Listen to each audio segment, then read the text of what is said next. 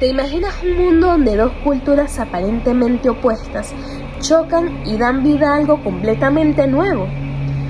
Un mundo donde la fe, el arte y la identidad se entrelazan para crear una historia que aún hoy resuena en nuestras raíces.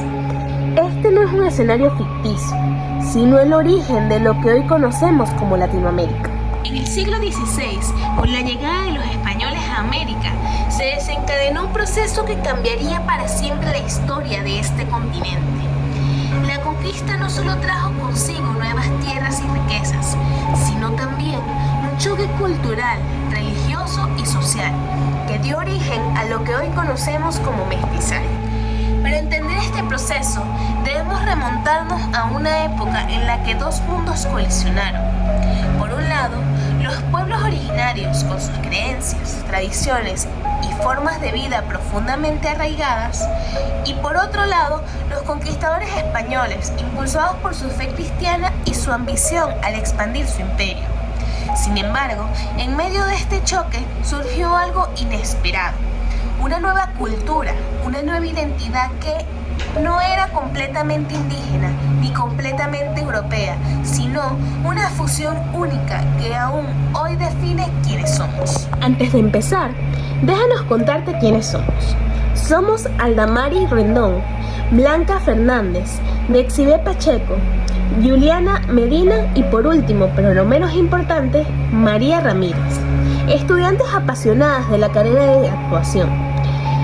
Es por esto que el día de hoy aprenderemos sobre un tema interesante, el cristianismo y el mestizaje en la época colonial. A través de historias reales, datos históricos, reflexiones, exploraremos cómo estos dos elementos se entrelazaron para dar forma a una nueva identidad, una nueva cultura y sobre todo un arte que aún hoy nos define. Pero esto no es solo una clase de historia, no, es un viaje al corazón que nos hace ser quienes somos. ¿Listos para descubrir cómo el pasado sigue vivo en nuestro presente? Comencemos. Para comprender cómo el cristianismo y el mestizaje moldearon la identidad de América Latina, debemos comenzar por los orígenes de la colonia.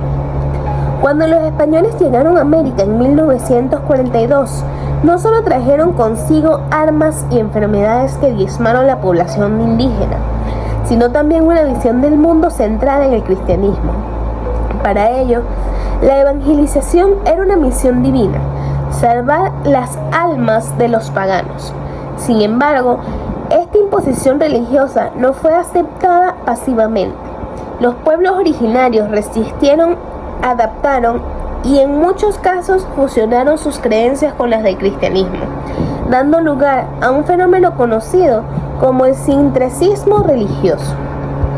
Un dato curioso es que, aunque los españoles buscaban imponer su fe, muchas prácticas indígenas sobrevivieron bajo el disfraz de los rituales cristianos. Por ejemplo, en México, el día de la celebración del de los muertos combina los elementos del catolicismo con tradiciones prehispánicas, como la creencia del retorno de los difuntos. Este sincretismo no fue casual, sino fue el resultado de la resistencia cultural silenciosa pero poderosa. Este choque cultural dio origen al mestizaje, un fenómeno que no fue biológico, sino también cultural. Con la unión entre los españoles, indígenas y africanos, traídos como esclavos, surgió una nueva identidad. Este proceso no fue pacífico ni equitativo. Los españoles ocupaban la cima de la pirámide social, seguidos por los criollos, los cuales son los hijos de españoles nacidos en América, los mestizos, los indígenas y finalmente los africanos. Sin embargo, el mestizaje no solo creó nuevas razas, sino también nuevas formas de expresión cultural. Un ejemplo fascinante de este mestizaje cultural es la figura de Garcilaso de la Vega, el Inca, uno de los primeros mestizos en escribir sobre la historia de América, hijo de un conquistador español y una princesa inca. Garcilaso se convirtió en un puente entre dos mundos. En su obra Comentarios Reales de los Incas, no solo narra la historia de un pueblo materno, sino también critica la brutalidad de la conquista. Su vida y obra son un testimonio de este vivo mestizaje como fenómeno cultural y literario. Los jesuitas, por su parte, crearon reducciones, comunidades autosuficientes donde los indígenas y misioneros vivían juntos. Estas reducciones no solo eran centros religiosos, sino también culturales y económicos. Un ejemplo notable son las misiones jesuíticas en Paraguay, donde el desarrollo de un sistema social único que combina la fe cristiana con las costumbres indígenas. Estas misiones fueron tan exitosas que cuando los jesuitas fueron expulsados de América en 1967, muchas de ellas cayeron en decadencia. El drama en la colonia es un reflejo perfecto de este mestizaje cultural. Las obras religiosas, como los autos sacramentales, mezclaban elementos cristianos con símbolos y rituales indígenas. Por ejemplo, en algunas obras, los personajes indígenas representaban a santos cristianos, mientras que en diálogos incluían palabras de náhuatl o quechua. Este mestizaje teatral no solo entretenía, sino que también transmitía valores y creencias, creando una identidad compartida. Uno de los ejemplos más fascinantes de la historia es la Virgen de Guadalupe. En 1531, en el cerro del Tepeyac, cerca de la Ciudad de México, un hombre indígena llamado Juan Diego afirmó haber visto a la Virgen María, quien le habló en náhuatl y le pidió que construyera un templo en su honor. La Virgen Morena, con rasgos indígenas y vestimentas que combinaban elementos europeos y prehispánicos, se convirtió en un símbolo de unidad y resistencia.